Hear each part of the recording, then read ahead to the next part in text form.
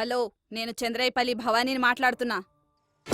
నేను bus miss అయ్యాను, వచ్చేస్తున్నాను.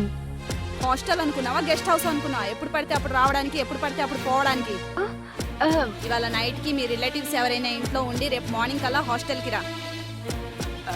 చంద్రైపల్లి భవానీ ఇక్కడ.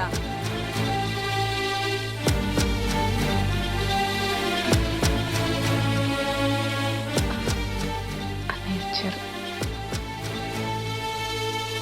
ఏమైంది? మ్, మా హాస్టల్ గేట్ క్లోజ్ చేస్తారంట అన్నయ్య. అందుకే ఇప్పుడు ఏం చేయాలో అర్థం కావటం లేదు.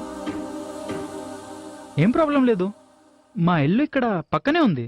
మీకేం అభ్యంతరం లేకపోతే మా ఇంట్లో ఉండొచ్చు.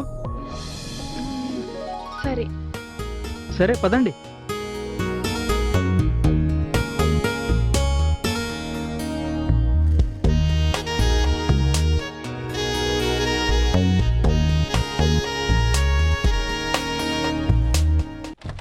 లోపలికి రా అమ్మా.